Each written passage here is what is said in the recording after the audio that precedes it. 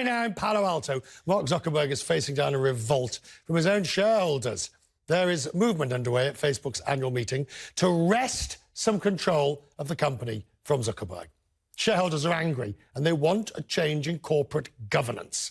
They're voting on 8 proposals. The details don't really matter of individuals, but the gist of them all is the same: to put a check on Zuckerberg himself, either as CEO, chairman, or to restrict his voting.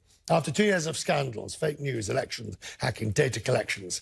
Now, some have even gone as far as to say corporate dictatorship.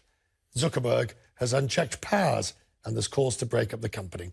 He will get the last laugh. He owns special stock. His vote is more powerful. All the proposals failed. We want you to join the conversation. Get out your phones, cnn.com/join. Does Mark Zuckerberg have too much power at Facebook? cnn.com/join. cnn.com/join. Does he have too much power at Facebook? Shelley Palmer is the CEO of the Palmer Group. Answer the question first. No. First of all, no, we're done. No, here's the thing. First of all, if you bought shares in Facebook, you understood the corporate structure because you're a sophisticated investor. And those special shares that he has that give him voting rights, the super voting rights, have always been in place. So if you've bought shares in the company, you knew what you were buying. But there's a much more important reason why he doesn't have too much power, in quotes. And that is, he is allowed, like a private company CEO would be, to think long term. And if there was a much harder quarterly EBITDA focus on that company, it would be actually a real problem for everyone. So I think having one person who can thoughtfully look at the company long-term actually is a plus, because we're getting into an area that nobody has ever been in, Richard. And while it's easy to make knee-jerk kind of claims or calls about what we should censor or not censor, whose worldview do you want to put in place of his? And a committee, probably that's how we get camels and zebras. Absolutely. I'm familiar with the analogy. Now, but the quid pro quo, and I sort of agree in a way with you, which is perhaps slightly... That's unusual. I know, it's disturbing, to be blunt. But I sort of agree. Look, you bought into a Zuckerberg enterprise when you bought him. However, the opposite side of that same coin is that when Zuckerberg sold into the public markets, he realized he would have to relinquish, he would have to be more amenable to sharing power. That's the other side of exactly the same coin. Yeah, I guess it would be the other side. At the end of the day, people did invest in his company. That's correct. By the way, Facebook is unprecedented in its size, and the problems that it is facing are unprecedented in history based on its size. We've never collected this many human beings before. We've certainly never done it with data science. We've certainly never done it with the intent of getting them to click on ads. And we didn't understand, nobody understands the full social implications of the media addiction that's happening. We just don't know. Nancy Pelosi might not understand it, but she's certainly angry at the portrayal of her, the fake portrayal of her that was widely disseminated. Listen to what the Speaker of the House said. When something like Facebook says, I know this is false, but it's a lie, but we're showing it anyway.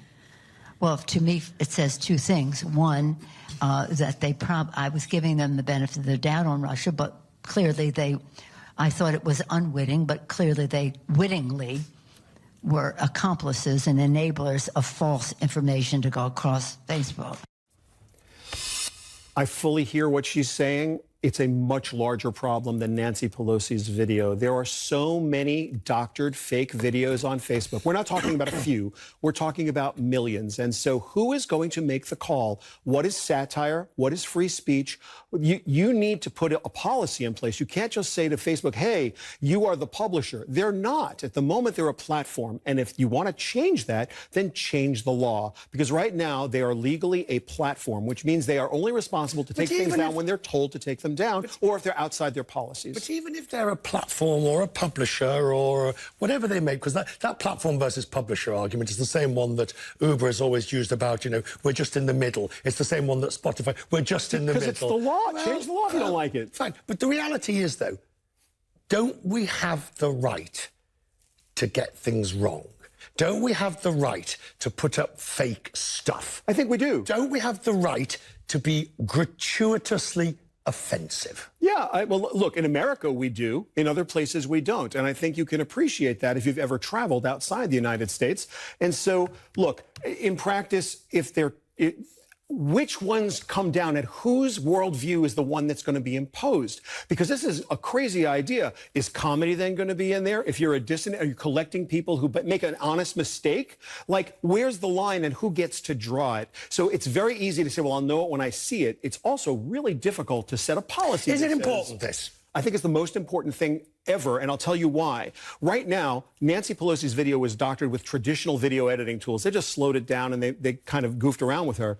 In about 36 months or less, deep fakes are going to be created by AI that will be an indistinguishable Richard Quest from Richard Quest. You'll have your voice, have your mannerisms, look exactly like you and be on this set, and it'll be completely fabricated. And nobody outside will know, even you will not know whether it's you or fake. And when that happens, we are really going to be in trouble. So the question now becomes, who gets to publish what and at what scale? Because at a certain point, we're not going to know what's real and what's fake. And it is not science fiction. Go search deep fakes on the internet. It will blow your mind. Go to a website called thispersondoesnotexist.com.